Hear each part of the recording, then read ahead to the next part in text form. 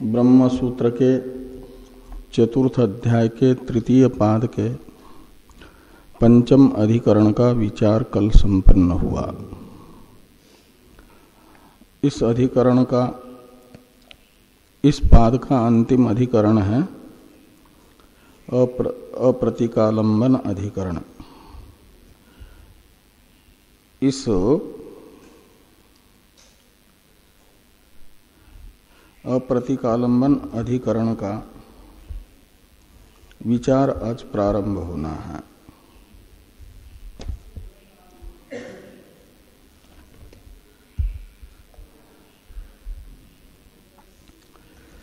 अप्रतिकालंबन अधिकरण के संक्षिप्त स्वरूप को बताने वाले अधिकरण सार के दोनों श्लोकों का पहले हम लोग उच्चारण तथा अर्थानुसंधान कर लें, फिर भाष्यानुसार इस अधिकरण के दोनों सूत्रों का विचार हम लोग करेंगे। प्रतीकोपासकान् ब्रह्म लोकं नयति वा न वा अविशेष श्रुतेरेतान्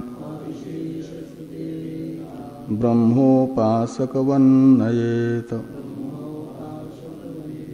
ब्रह्मक्रतोरभावेन प्रतिकारः फलस्रवात् न तान् अयति पंचाग्नि विदो नयति तत्श्रुते।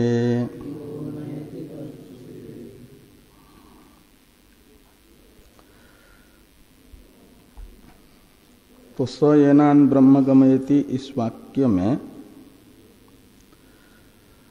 ब्रह्म पदार्थ का निर्धारण पूर्व अधिकरण से हुआ कि वो अपर ब्रह्म है, ब्रह्म पदार्थ पर ब्रह्म नहीं।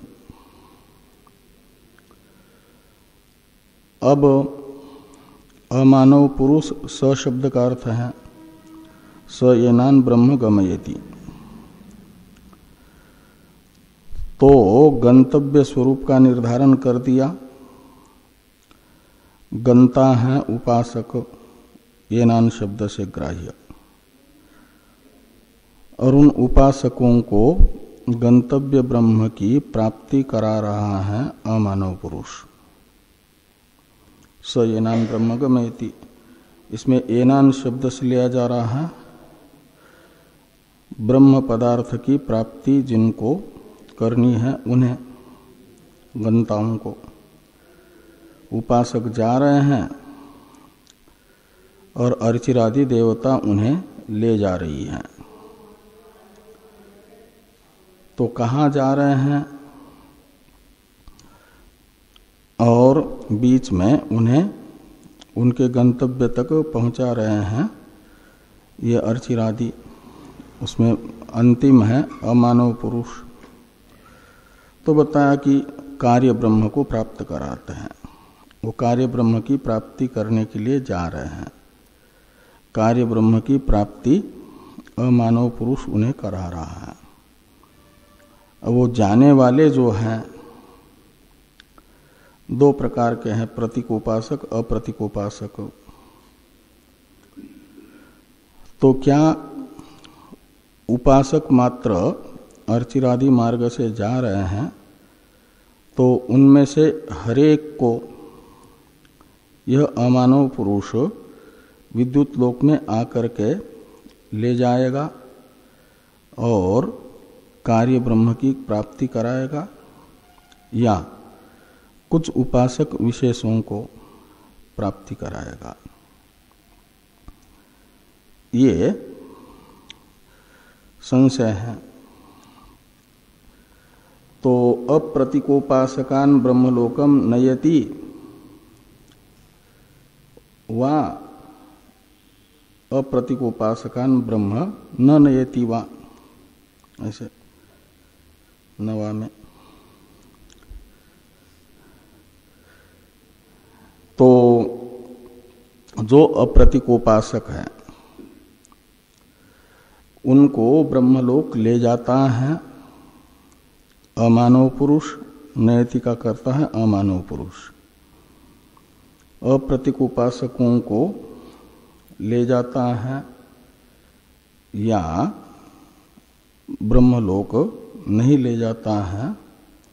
अच्छा, अप्रतीक उपासक नहीं, प्रतीक उपासक है ना वहां पर, तो मूल सूत्र में अप्रतीक उपासक है, तो यहाँ है प्रतीकोपासकान। तो प्रतीक उपासकों को अमानव पुरुष ले जाता है ब्रह्मलोक या नहीं ले जाता है, ऐसा संशय हुआ। तो पूर्व पक्षी कहते हैं यहाँ पर तो सामान्य रूप से एतान, ये सर्वनाम का प्रयोग है ना, और एतान ये सर्वनाम परामर्शक है। जो भी उत्तरायण मार्ग से विद्युत लोक में पहुंचे हैं उन सब का परामर्शक हो जाएगा। वहां विद्युत लोक से अमानव पुरुष इनको लेकर के कार्य ब्रह्म की प्राप्ति कराएगा। ये दान, ये सामान्य श्रुति होने से ये पूर्व पक्षी कह रहा है। इसलिए प्रथम श्लोक के उत्तरार्ध में पूर्व पक्ष की प्रतिज्ञा है कि ये तान नयेत, ये तान नयेत, नयेत का कर्ता हो जाएगा अमानव पुरुष। तो अमानव पुरुष इनको ले जाए, इनको यानी प्रतीक उपासकों को उपासक के तरह अमानव पुरुष ले जाएगा, ब्रह्म उपासकों के तरह। ब्रह्म उपासक ये दृष्टांत है। तो ब्रह्म उपासकों को जैसे ब्रह्मलोक की प्राप्ति कराता है अमानव पुरुष, ऐसे प्रतीक उपासकों को भी ब्रह्मलोक की प्राप्ति अमानव पुरुष कराएगा। ये तान ब्रह्म उपासकवत नयेत, इसका अर्थ निकलेगा। कहा ऐसा क्यों? तो अपनी इस प्रतिज्ञा की सिद्धि के लिए पूर्व पक्षी हेतु बताते हैं।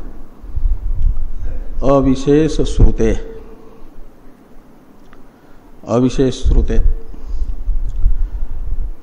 स येनान ब्रह्म गमयति, इस वाक्यस्थ येनान शब्द सर्वनाम है, वह सामान्य रूप से उत्तरायण मार्ग से जो भी जाता है उसका परामर्शक है। इसलिए उत्तरायण मार्ग से जाने वाले प्रत्येक का परामर्शक येनान, यह सर्वनाम स येनान ब्रह्म गमयति इस श्रुति में प्रयुक्त होने के कारण वो है अविशेष श्रुति, सामान्य श्रुति, गंता मात्र की परामर्शक श्रुति। इसलिए समस्त गंताओं को, उत्तरायण मार्ग से जाने वालों को कार्य ब्रह्म की प्राप्ति अमानव पुरुष कराएगा। ये पूर्व पक्ष है। द्वितीय श्लोक में बताया जा रहा है सिद्धांत को। तान न नयति, जो द्वितीय श्लोक का तृतीय पाद है, तान न नयति, ये सिद्धांत की प्रतिज्ञा है। तान शब्द प्रतीकोपासकों का परामर्शक है।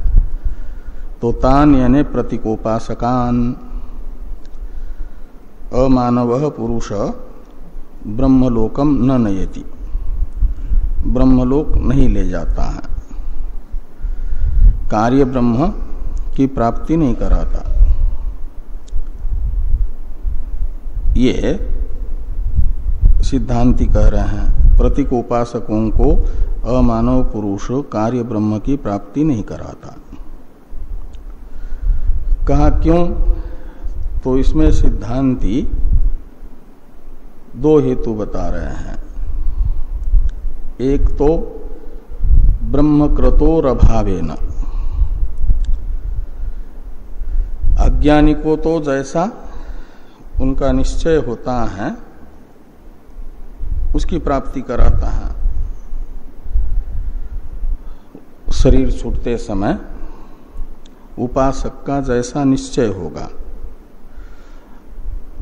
जिस फल को प्राप्त करने का, वही फल प्राप्त कराते हैं अर्चिरादि। तो प्रतीक उपासक जो हैं उनका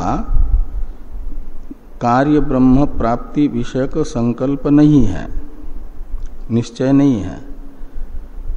अपितु जो प्रतीक उपासक जिस प्रतीक उपासना में प्रवृत्त हुआ है उस प्रतीक उपासना का फल प्राप्त करने की उसकी इच्छा है, उसी इच्छा से उसने प्रतीक उपासना की है, तो उसका संकल्प होगा तत्त प्रतीक उपासक प्रतीक उपासना का जो फल बताया गया है अलग अलग, उसमें से उसने जो उपासना की है उस उपासना के फल की प्राप्ति विषयक संकल्प उपासक शरीर छूटते समय प्रतीक उपासक का रहेगा।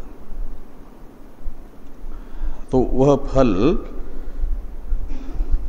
उस प्रतीक उपासना के प्रकरण में कार्य ब्रह्म नहीं बताया गया है। जैसे सनत कुमार जी ने नारद जी को नाम ब्रह्म की उपासना से लेकर के आकाश तक की प्रतीक उपासनाएं बताई है 14 प्रकार की, और उसमें आशा तक, आकाश के बाद आशा आती है शायद, तो आशा तक, और फिर वो प्राण की उपासना बताई है, वो अंग्र उपासना है, वो कार्य ब्रह्म है प्राण। तो इन नाम रूपी प्रतीक की, नाम से लेकर के आशा पर्यंत ये सब प्रतीक है, और उन प्रतीक उपासनाओं का फल अलग अलग बताया गया है। जो नाम की ब्रह्म दृष्टि से उपासना करता है उसमें उसका फल बताया गया यावद नामनोगतम तत्रास्य यथा कामचारो भवति।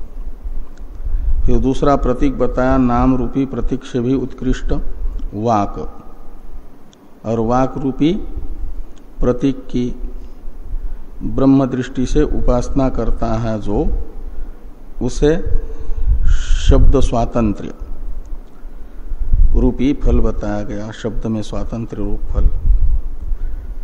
और मन रूपी प्रतीक की ब्रह्म रूप से उपासना करने वाले को बताया गया उस प्रतीक उपासना के अनुरूप फल। ऐसे अलग अलग वहां दृष्टि तो एक ही की जा रही ब्रह्म की, लेकिन प्रतीक अलग अलग हो रहा है, तो फल भेद भी हो रहा है। इसका अर्थ है वहां पर ब्रह्म उपासना नहीं है, ब्रह्म दृष्टि से नामादि प्रतीकों की उपासना है, प्रधान नामादि है। जिसकी दृष्टि की जाती है प्रतीक में वह प्रधान नहीं होता, जिसमें दृष्टि की जाती है वो प्रधान होता है। और प्रधान जो नामादि हैं ये अलग अलग हैं, अलग अलग विशेषता वाले हैं। तद्गत विशेषता को लेकर के प्रतीक उपासना का फल भी अलग अलग हो रहा है, ये मानना पड़ेगा। प्रतीक उपासनाएं सबकी सब ब्रह्म दृष्टि से की जा रही हैं, 7वें अध्याय में बताई गई। नाम में भी ब्रह्म दृष्टि है, वाक में भी ब्रह्म दृष्टि है, मन में भी, बल में भी, आशा में भी। तो भी फल भेद क्यों हो रहा है? तो मानना पड़ेगा कि जिसमें दृष्टि की जा रही है ब्रह्म की, जिसका ब्रह्म दृष्टि से चिंतन किया जा रहा है, उसमें तारतम्य होने से प्रतीकों में फल में तारतम्य हो रहा है, वैषम्य हो रहा है। तो ये उन अलग अलग फलों को प्राप्त करने की जो इच्छा है, अंतिम समय में संकल्प है, उस संकल्प के अनुसार प्रतीक उपासक को फल मिलेगा। और जो ब्रह्म उपासक है, प्रतीक उपासक नहीं है, ब्रह्म की ही उपासना कर रहा है, प्राण उपासना वहां ब्रह्म उपासना है, कार्य ब्रह्म उपासना, उसमें अहंग्र उपासना है वो प्राण की, तो सीधे प्राण की ही प्राप्ति फल हुआ ब्रह्मक्रतु होने से। ऐसे धर उपासना आदि में भी वह ब्रह्म उपासना होने के कारण ब्रह्मक्रतु है उपासक। उसका निश्चय होता है कि उपासक शरीर को छोड़ने पर मैं ब्रह्मलोक में जाकर के ब्रह्म को प्राप्त करूंगा, ऐसा संकल्प होता है। इसे कहा जाता है तत्क्रतु। और तम यथा यथा उपासते तदेव होती, यह श्रुति कह रही है कि उपासक शरीर छूटते समय जैसा निश्चय होगा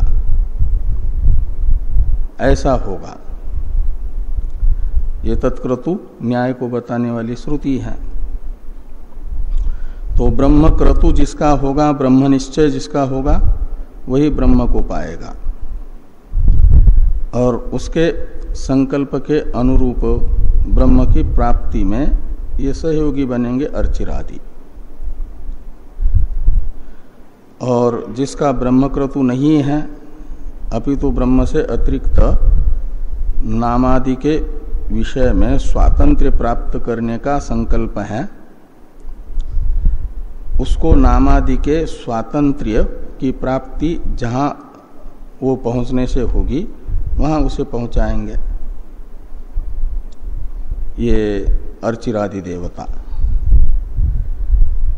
वे प्रतीक उपासक अमानव पुरुष तक पहुंचेंगे ही नहीं। बीच में भी ये सब लोग भी है ना, उनमें से किसी न किसी लोक में पहुंचा देंगे, ये माना जाएगा प्रतीक उपासक।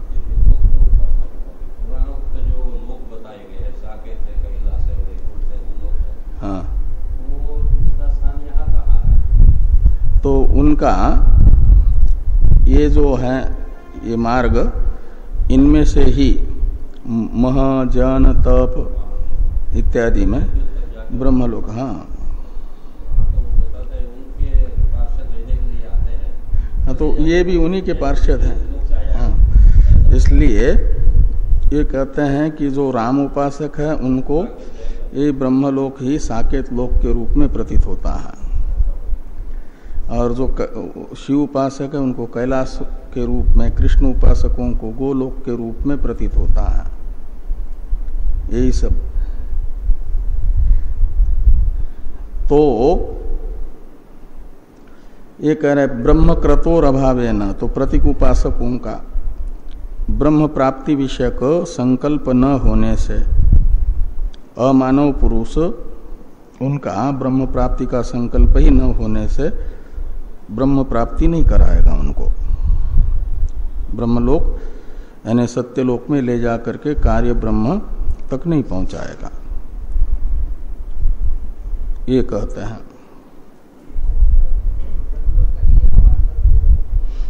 हाँ, लेकिन जहां सत्यलोक, एक सत्यलोक है, वहां नहीं पहुंचेंगे, इसलिए कि सत्यलोक प्राप्ति की उनकी इच्छा नहीं है, संकल्प नहीं है। तो वहां ब्रह्म उपासक जाएंगे और उनको वहां कार्य ब्रह्म की प्राप्ति होगी। जैसे भारत में विदेशी नागरिक आते हैं तो कोई जरूर नहीं कि भारत के सारे प्रांतों में घूमने का उनको परमिशन मिल जाए, अनुमति मिले, ऐसा कोई नियम नहीं। जितने प्रांत में घूमने की अनुमति उतने में ही जा पाएंगे, दूसरे प्रांतों में नहीं जा पाएंगे। ऐसे प्रतीक उपासक, ये जो मह जन तप, ये तीन हैं, इनमें से किसी में रह जाते हैं। सत्यलोक नहीं पहुंचते, जहां हिरण्यगर्भ रहते हैं ब्रह्मलोक के अधिपति।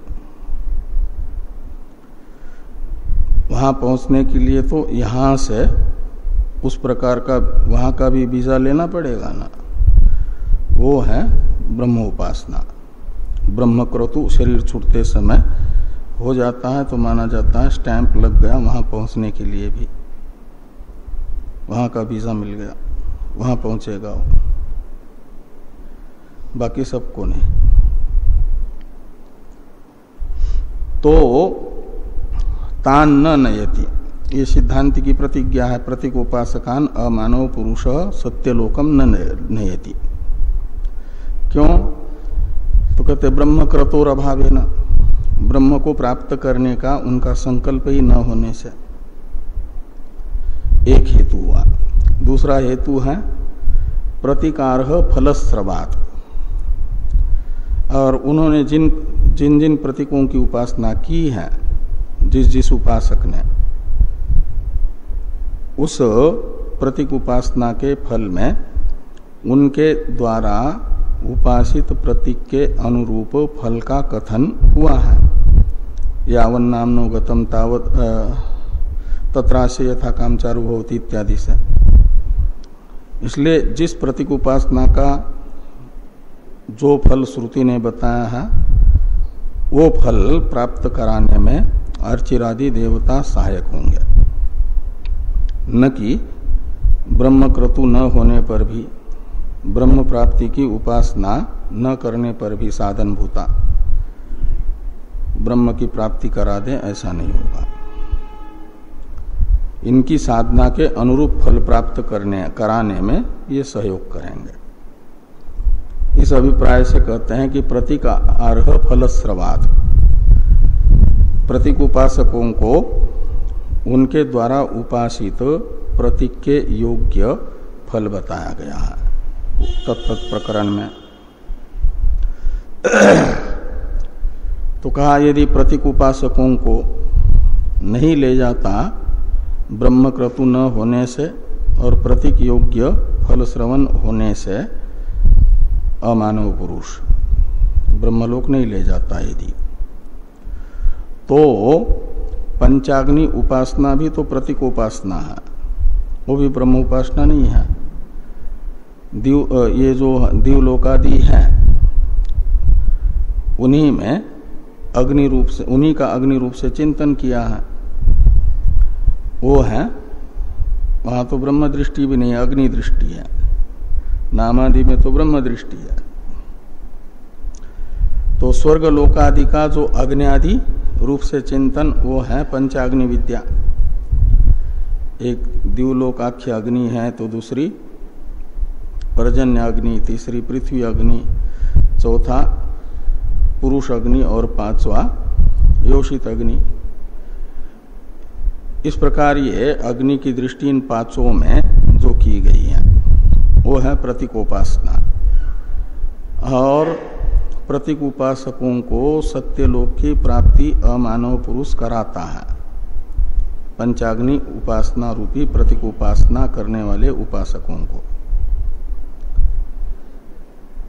ये श्रुति कह रही है।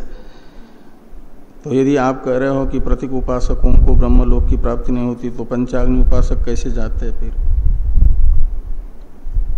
इस प्रश्न का उत्तर देते हुए लिखते हैं कि पंचाग्नि विदो नयति। पंचाग्नि विदः द्वितीय बहुवचन है। पंचाग्नि उपासक गृहस्थों को ले जाता है अमानव पुरुष ब्रह्मलोक। क्यों? तो कहते इसलिए कि वो प्रतीक उपासना होने पर भी उस प्रतीक उपासना विशेष का फल बताने के लिए श्रुति है, तत्श्रुते। स एनान ब्रह्म गमयति, इसमें एनान शब्द से इसको भी लेना है, क्योंकि वहां पर बताया ये इमे ग्रामे, ये वो तो अरण्य श्रद्धा तपैति उपासते उससे पहले वाला वाक्य है ना। ये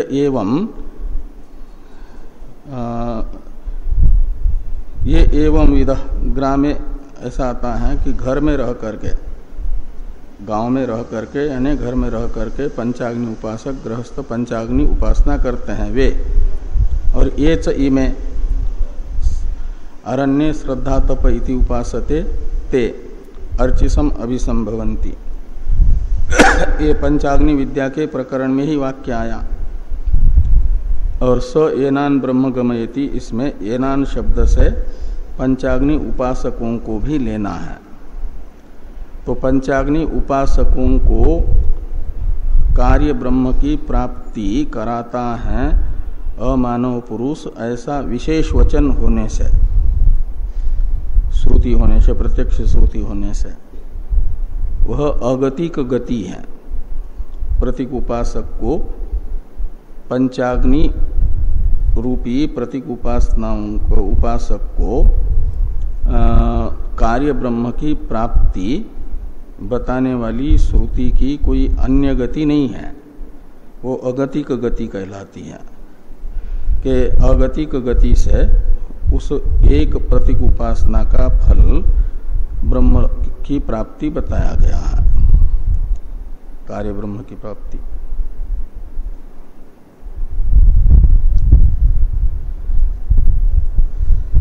तो पंचाग्नि विदो नयति तत्श्रुते, ये श्रुति होने से इस प्रकार ये जो अधिकरण सार है इसका विचार पूरा हो जाता है। अब ये जो इस अधिकरण का अवतरण है टीका में, उसे देखिए। गंतव्यम निरूप्य एवं गंतव्यम निरूप्य गंत्रिन निर्धारयति अप्रतिकेति। इस प्रकार पूर्व अधिकरण से गंतव्य के स्वरूप का निर्धारण करके अब गंता का निर्धारण करते हैं कि गंता उस कार्य ब्रह्म के प्रापक कौन है, कार्य ब्रह्म की प्राप्ति अमानव पुरुष की सहायता से किसको होगी, ये बताते हैं अप्रतीक इत्यादि अधिकरण से।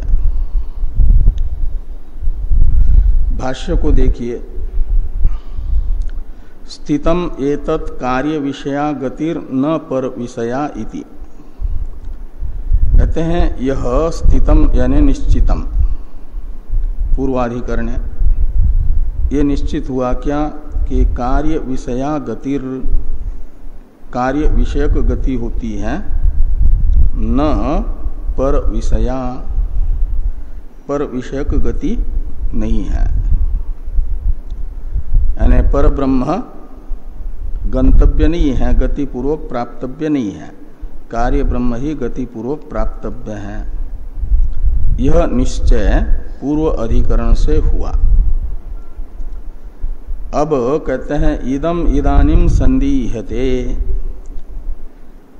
तो इस अधिकरण में यह संदेह है, उसका निराकरण करने के लिए विचार किया जा रहा है। संदेह निराकरण अनुकूल विचारात्मक यह अधिकरण है। तो जिस संदेह का निराकरण करने के लिए यह अधिकरण प्रवृत्त हो रहा है, वो संदेह पहले बताया जा रहा है कि इदम इदानीम संदिह्यते किम सर्वान विकार आलम्बनान अविशेषेण एव अमानव पुरुष प्रापयति ब्रह्मलोकम उत कांश्चित एव इति। ये संशय है, संदेह है। क्या अमानव पुरुष सामान्य रूप से, अविशेषण एव का अर्थ है सामान्य रूप से, सभी कार्य आलंबन उपासकों को ले जाएंगे, ले जाएगा ये अमानव पुरुष ब्रह्मलोक में ब्रह्म की प्राप्ति कराने के लिए, या कांश्चित का मतलब कुछ उपासक विशेषों को ही, सभी उपासकों को नहीं। कार्य आलंबनान सर्वान, इसमें कार्य यानी विकार, विकार यानी कार्य है, तो विकार आलंबनान का अर्थ हुआ कार्य आलंबनान। तो नाम, वाक, मन इत्यादि ये सब आकाश, आशा कार्य ही है ना। आदित्यादि जो प्रतीक है, द्युलोकादि, ये सब कार्य है। तो कार्य में प्रतीक भी आ गया और कार्य में हिरण्यगर्भ भी आ गया, समष्टि बुद्धि उपहित चैतन्य। तो कार्य ब्रह्म तथा कार्य रूप प्रतीक, इन दोनों को भी विकार शब्द से लेना। विकार आलंबनान यानी कार्य ब्रह्म की उपासना करने वाले तथा प्रतीक उपासना करने वाले। तो प्रतीक उपासक तथा ब्रह्म उपासक, इन दोनों को भी सामान्य रूप से क्या अमानव पुरुष ब्रह्मलोक की प्राप्ति कराता है, या इनमें से कुछ लोगों को ही प्राप्ति कराता है, ब्रह्म उपासकों को मात्र और प्रतीक उपासकों को नहीं। विकार आलंबनान शब्द से दोनों को लेना, प्रतीक उपासक भी और ब्रह्म उपासक भी, कार्य उपाधिक ब्रह्म उपासक भी। सामान्य रूप से दोनों को भी वह प्राप्त कराएगा, ब्रह्म को या एक को ही। ये संशय हुआ। इस संशय का हेतु बताते हैं टीकाकार, स एव येनान ब्रह्म गमयति इति अविशेष श्रुते तत्क्रतु न्यायाच्च। यहाँ एक एव अधिक छपा हुआ नहीं दिख रहा, मूल में भी कहीं नहीं आता। टीका में स येनान ब्रह्म गमयति, इतना ही मूल वाक्य है। तो ये जो अविशेष श्रुति है, सामान्य श्रुति है, और विशेष श्रुति है तत्क्रतु न्याय को बताने वाली श्रुति। तम यथा यथा उपासते तदेव भवति, ये है तत्क्रतु न्याय को बताने वाली श्रुति। इसको लेकर के संशय है, ये संशय का हेतु है। इसलिए कहा कि स येनान ब्रह्म गमयति इति अविशेष श्रुते तत्क्रतु न्यायाच्च संशयम आह इदम इति। हाँ, तो वो पूर्ण विराम पीछे जो है ना, वो नहीं होना चाहिए। तो संशयम आह इदम इदानिम इत्यादि का वो अवतरण था। तो इस प्रकार का संशय होने पर पूर्व पक्ष का निश्चय बताने वाले भाष्य का अवतरण है एक प्रश्न के रूप में, किम तावत प्राप्तम, भाष्य में। तो जब ये संशय है, संशय का हेतु है तत्क्रतु न्याय और सामान्य श्रुति, तो इन दो में से क्या माना जाए? सामान्य रूप से प्रतीक उपासक ब्रह्म उपासक दोनों को भी कार्य ब्रह्म की प्राप्ति कराता है, ये माना जाए, या ये माना जाए कि ब्रह्म उपासकों को ही ब्रह्म की प्राप्ति कराता है अमानव पुरुष? क्या माना जाए? किम तावत प्राप्तम, इससे पूछा गया। ये पूछा बीच वाले जिज्ञासु ने, मध्यस्थ ने। उसका उत्तर पूर्व पक्षी दे रहे हैं कि सर्वेषाम एव येषाम विदुषाम अन्यत्र परस्मात् ब्रह्मणो गति स्यात्। परस्मात् ब्रह्मणो अन्यत्र, यानी परब्रह्म से अन्य है कार्य ब्रह्म, और उस कार्य ब्रह्म विषयक जो गति है, मार्ग है, वह सर्वेषाम एव येषाम विदुषाम, विदुषाम यानी उपासका नाम, तो सभी उपासकों को यह परब्रह्म से अतिरिक्त कार्य ब्रह्म विषयक गति की प्राप्ति होगी। अर्चिरादि मार्ग से जाने वाला जो भी है उन सब को अमानव पुरुष ले जाएगा सत्यलोक में, ऐसा पूर्व पक्षी का कथन है। और अपने इस प्रतिज्ञा की सिद्धि के लिए कहते हैं तृतीय अध्याय के तृतीय पाद में जो अनियम अधिकरण आया उसका सिद्धांत भी बता रहे हैं अपने पक्ष में। अनियम सर्वासाम इत्यत्र अविशेषेण एव येषा विद्यांतरेषु अवतारिता इति। ऐसा से लेना येषा गति यानी अर्चिरादि गति। अर्चिरादि मार्ग इस गुणोपसंहार पाद में आए हुए अधिकरण से, अनियम अधिकरण से ये बताया गया, संशय हुआ कि क्या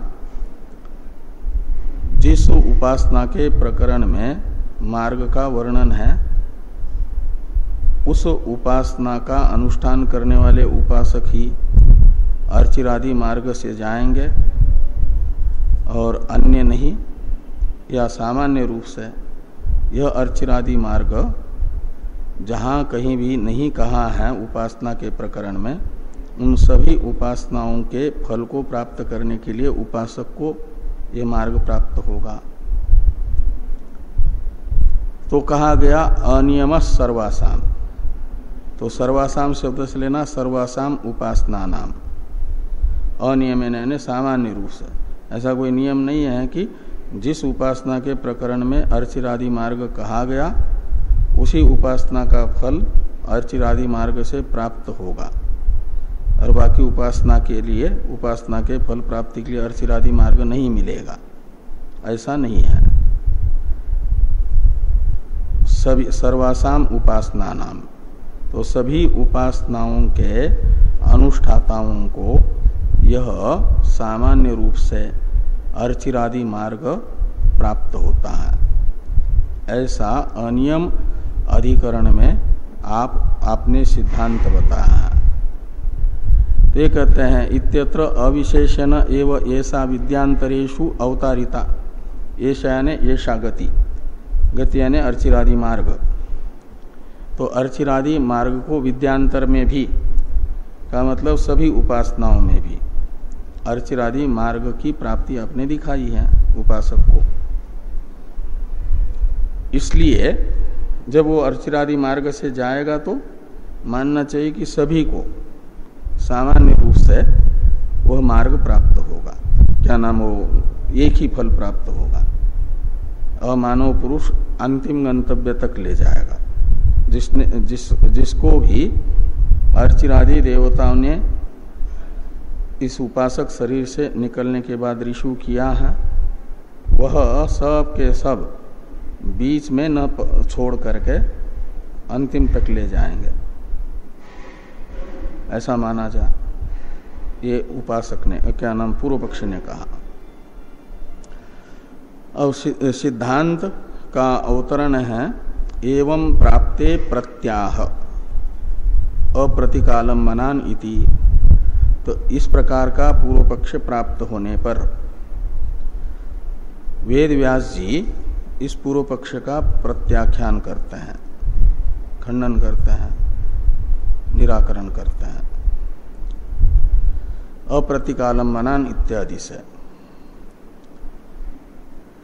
टीकाकार पूर्व पक्ष के मत में, सिद्धांत मत में क्या फल भेद होगा उसे बताते हैं। अनियम अधिकरणे तत्वविदो अन्यत्र सर्वोपासकानां मार्गोपसंहार उक्त। अनियम अधिकरण है तीसरे अध्याय के तीसरे पाद का अधिकरण। वो गुणोपसंहार पाद कहलाता है, तीसरे अध्याय का तीसरा पाद। तो वहां पर अनियम से यानी सामान्य रूप से निर्विशेष ब्रह्मज्ञानी को छोड़कर बाकी सब ब्रह्म उपासकों के लिए अर्चिरादि मार्ग का उपसंहार बताया है कि सभी सगुण ब्रह्म उपासक और प्रतीक उपासक मात्र जाएंगे अर्चिरादि मार्ग से, ऐसा बताया है। और कहते हैं इदानीम अप्रतीक उपासकानाम एवं मार्गो न सर्वेषाम विकार उपासकानाम इति उभयथा भावोक्तो पूर्वोक्त विरोध स्यात्, ये पूर्व पक्षी कह रहे हैं। और इस अधिकरण में यदि आप ये कहोगे कि जो प्रतीक उपासक नहीं है, अप्रतीक उपासक है, का मतलब ब्रह्म उपासक है, उन्हीं को ये अर्चिरादि मार्ग प्राप्त होगा। न सर्वेषाम विकार उपासका नाम, तो सभी विकार उपासक यानी कार्य उपासक को ये प्राप्त नहीं होगा। तो ब्रह्म उपासक से अतिरिक्त विकार उपासकों में कौन बच गए? वो प्रतीक उपासक। तो इसलिए प्रतीक उपासकों को अर्चिरादि मार्ग प्राप्त नहीं होगा। ऐसा यदि इस अधिकरण में आप कहोगे तो इस प्रकार का उभयता भाव स्वीकार करोगे। उभयता भाव हुआ, ब्रह्म उपासक को ब्रह्म की प्राप्ति होगी, प्रतीक उपासकों को ब्रह्म की प्राप्ति नहीं होगी। ये हुआ उभयता भाव। और इस प्रकार का उभयता भाव इस अधिकरण में बताओगे यदि, तो क्या होगा? पूर्वोक्त विरोधस्यात्। पहले जो बताया गया कि सामान्य रूप से सब के सब अर्चिरादि मार्ग से जाते हैं, उपासक मात्र अर्चिरादि मार्ग को प्राप्त करते हैं, ये जो पहले आपने ही कहा, आपके ही पूर्व कथन के साथ विरोध होगा। पूर्वापर विरोध नामक दोष आपके कथन में होगा।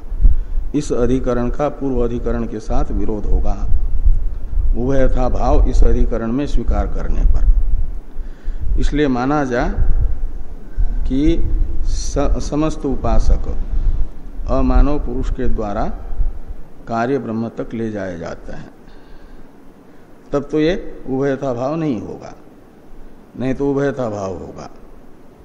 और उभयता भाव स्वीकार करोगे तो एक जगह तो आप ही आपके वाक्य से कह रहे हो कि अर्चिरादि मार्ग सबको प्राप्त होता है, और दूसरे जगह कह रहे हो कि कार्य ब्रह्म की प्राप्ति ब्रह्म उपासकों को मात्र होगी, प्रतीक उपासकों को नहीं होगी।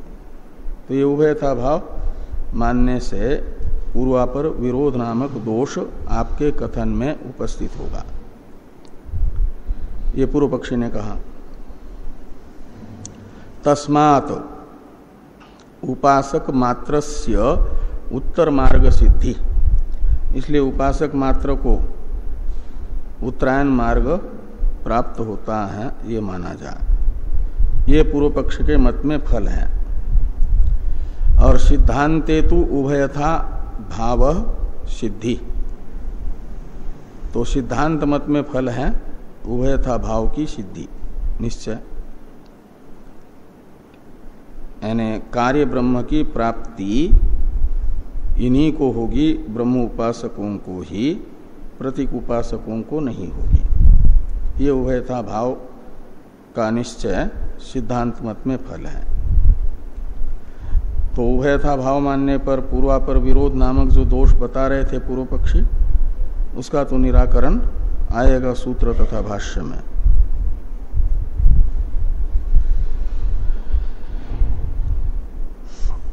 तो अब सूत्र को देखिए। अप्रतिकालंबनान नयतीति बादरायण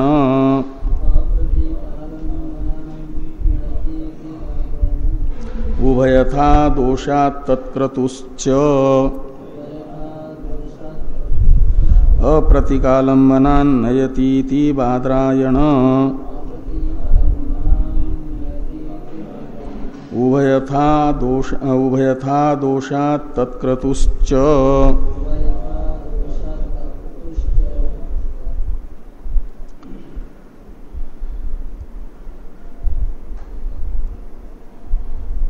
तो अप्रतिकालम्बनान नयति इति बादरायण आचार्य मन्यते, ऐसे लगाना कि उपासक मात्र को नहीं ले जाता अमानव पुरुष कार्य ब्रह्म तक, केवल जो प्रतीक उपासक नहीं है। अप्रतीकोपालंबन, इसमें प्रतीकालंबन शब्द का अर्थ है प्रतीकोपासक, और न प्रतीकालंबन बना अप्रतीकालंबना तान अप्रतीकालंबनन, ऐसा करिए नए तत्पुरुष समास। तो अप्रतीकालंबनान शब्द का अर्थ निकलेगा जो प्रतीक उपासक नहीं है अपितु ब्रह्म उपासक है। उपासक तो है लेकिन प्रतीक उपासक नहीं है, तो दो ही उपासना होती है, या तो प्रतीक उपासना या ब्रह्म उपासना। तो प्रतीक उपासक नहीं है का अर्थ निकला अप्रतीकालंबनान का जो ब्रह्म उपासक है। उन ब्रह्म उपासकों को ही बादरायण क्या ना अमानव पुरुष नयति ब्रह्मलोकम इति आचार्य बादरायण मन्यते, ऐसा आचार्य बादरायण मानते हैं। आचार्य बादरायण का ऐसा मानना है, ये कहता है। इति उभयथा, ऐसे जोड़ देना, उभयथा का अन्वय उधर करिए। इति उभयथा यानी उभयथा भाव आचार्य बादरायण स्वीकार करते हैं, उभयथा मानते हैं। जो ब्रह्म उपासक है उनको अमानव पुरुष ब्रह्म की प्राप्ति कराएगा, और प्रतीक उपासकों को नहीं प्राप्ति होगी ब्रह्म की, ऐसा उभयथा भाव आचार्य बादरायण मानते हैं। तो कहते उभयथा भाव मानने पर पूर्वापर विरोध नामक जो दोष बताया था उसका क्या होगा? तो कहते हैं वो दोष नहीं है, अदोषात का मतलब अविरोधात। अदोषात का अर्थ है विरोध न होने से, पूर्वापर विरोध नामक दोष न होने से। वहां पर तो इतना मात्र कहा है कि ब्रह्म उपासक तो उत्तरायण मार्ग से जाएंगे, इसमें तो कोई विरोध है ही नहीं, सिद्धांति का मानते ही है। संशय हुआ कि प्रतीक उपासक उत्तरायण मार्ग से जाएंगे कि नहीं जाएंगे, क्योंकि तीन ही मार्ग है अज्ञानी को प्राप्त होने वाले, दक्षिणायन मार्ग, उत्तरायण मार्ग और जायस्व म्रियस्व। तो उसमें से उत्तरायण मार्ग से यदि नहीं जाएंगे तो कर्मी मात्र जाते हैं दक्षिणायन मार्ग से, और पापी जाते हैं जायस्व म्रियस्व मार्ग से। तो ये प्रतीक उपासक तो पापी न होने से जायस्व म्रियस्व तृतीय मार्ग प्राप्त नहीं होगा उनको, और केवल कर्मी नहीं है, उपासक भी है, इसलिए केवल कर्मी को प्राप्त होने वाला जो मार्ग है उससे भी वो नहीं जाएगा। और ब्रह्मज्ञानी है नहीं कि उसको मार्ग की जरूरत ही नहीं है, तो फिर प्रतीक उपासक के लिए कौन सा मार्ग होगा? चौथा मार्ग है ही नहीं। तो ये कहा कि, और प्रतीक उपासना के प्रकरण में कहा भी नहीं गया पंचाग्नि को छोड़ करके बाकी प्रतीक उपासना में, तो ये कहा कि वहाँ जो उत्तरायण मार्ग का वर्णन जिस प्रकरण में है वहाँ से सारे उपासना के प्रकरण में मार्ग का उपसंहार करना, उत्तरायण मार्ग का, और उपासक मात्र को उत्तरायण मार्ग की प्राप्ति होगी, इतना मात्र कहा है। उत्तरायण मार्ग की प्राप्ति होगी, अर्चिरादि मार्ग की। लेकिन ये नहीं कहा वहां पर अनियम अधिकरण में कि अतिवाहिक देवताओं में जो अंतिम अतिवाहिक हैं अमानव पुरुष, विद्युत लोक में पहुंचे हुए प्रतीकोपासकों को भी विद्युत लोक में आकर के ले जाएगा आगे ब्रह्मलोक में, ये तो नहीं कहा। अनियम अधिकरण में ये नहीं कहा गया, इतना मात्र कहा गया कि वो भी अर्चिरादि मार्ग से जाएंगे, प्रतीकोपासक भी। ब्रह्मोपासक प्रतीकोपासक दोनों भी अर्चिरादि मार्ग से जाएंगे। लेकिन अमानव पुरुष सभी प्रतीकोपासकों को ले जाएगा कार्य ब्रह्म तक, ये वहां नहीं कहा गया। और यहां पर यह कहा जा रहा है कि प्रतीकोपासक को अमानव पुरुष विद्युत लोक में आने के बाद बताएगा कि अपना पासपोर्ट निकालो, वीजा दिखा दो। और जिनके जिनके पास में वो सत्यलोक पहुंचाने का स्टैंप लगा हुआ है, उनको कहेगा कि हमारे विमान में बैठ लो। वो बोर्डिंग पास भी तो होना चाहिए ना। तो वो अमानव पुरुष जिस विमान को चलाते हैं सत्यलोक तक पहुंचाने वाले, उस विमान में बैठने के लिए बोर्डिंग पास मिलती है ब्रह्म उपासकों को। ब्रह्म उपासना करना ही बोर्डिंग पास प्राप्त करना जैसा है। तो वो तो हुआ नहीं, तो उनको फिर वहीं छोड़ देगा। वहां से वे कुछ विद्युत लोक में रहेंगे, कुछ उससे पहले भी रहेंगे, उपासना के तारतम्य को लेकर के गए तो अर्चिरादि मार्ग से ही, और वो भी भोग भूमि यहाँ तत्त लोक निवासी की दृष्टि से। तो अर्ची से लेकर के वहाँ विद्युत लोक तक के जो लोक हैं प्रतीक उपासकों को, उनमें से कोई न कोई लोक प्राप्त होगा, उसमें रहेंगे। और अमानव पुरुष सत्यलोक में ले जाएगा ब्रह्म उपासकों को।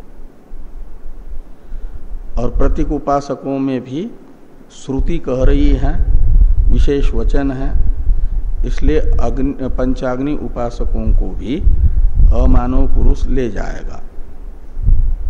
प्रत्यक्ष श्रुति होने के कारण प्रतीक उपासकों में पंचाग्नि उपासकों को बताया है।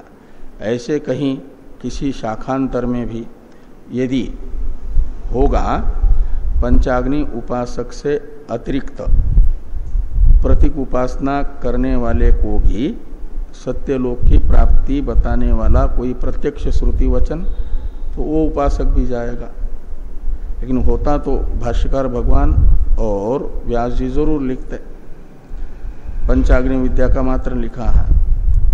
इसलिए प्रतीक उपासकों में केवल पंचाग्नि उपासक मात्र जाते हैं, ये अर्थ निकलेगा। तो इसलिए कहते उभय था, यानी अर्चिरादि मार्ग से तो जा रहे हैं सभी के सभी, इतना मात्र अनियम अधिकरण का सिद्धांत है। और इस अधिकरण में उभयथा भाव इस प्रकार का बताया जा रहा है कि अर्चिरादि मार्ग से जाने वाले में से दो प्रकार हो जाते हैं, प्रतीक उपासक और ब्रह्म उपासक। उसमें से ब्रह्म उपासक अमानव पुरुष के द्वारा सत्य लोक तक ले जाए जाते हैं, और प्रतीक उपासक यहीं बीच में विद्युत लोक तक के लोकों में रह जाते हैं, वहां के नागरिक बन करके। ये हो जाएगा।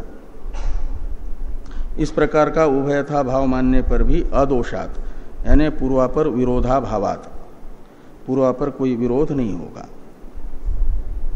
क्योंकि उनको भी अर्चिरादि मार्ग का हम निषेध नहीं कर रहे हैं। विरोध तो तब होगा कि अनियम अधिकरण ने उनको अर्चिरादि मार्ग बताया और यहाँ पर उनको अर्चिरादि मार्ग का निषेध करते हैं, तब तो पूर्वापर विरोध नामक दोष आता। लेकिन ऐसा नहीं है,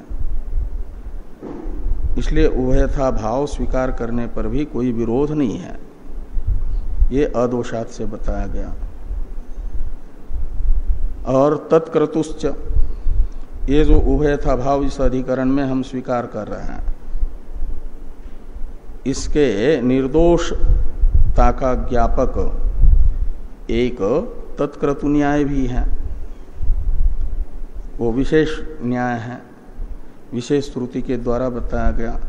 तम यथा यथा उपासते तदेव भवति, इस श्रुति के आधार पर ये निश्चित होगा कि तत्क्रतु न्याय, उसके आधार पर ये हो जाएगा क्या नाम, ब्रह्म उपासकों का ब्रह्म क्रतु है, इसलिए उनको ब्रह्म की प्राप्ति, प्रतीकोपासकों का ब्रह्म क्रतु न होने से उन्हें जिस फल का निश्चय है वह फल जिस लोक में इस बीच वाले लोगों में होता है वहां तक पहुंचाया जाएगा, ये मात्र होगा। इसलिए तत्क्रतु न्याय भी उभयथा भाव का संपोषक है, ये तत्क्रतु न्याय इससे बताया गया। इसी प्रकार का सूत्रार्थ भाष्यकार भगवान बता रहे हैं भाष्य में, अप्रतिकालंबनान इत्यादि का अर्थ करते हुए। इस पर चर्चा हम लोग करते हैं कल।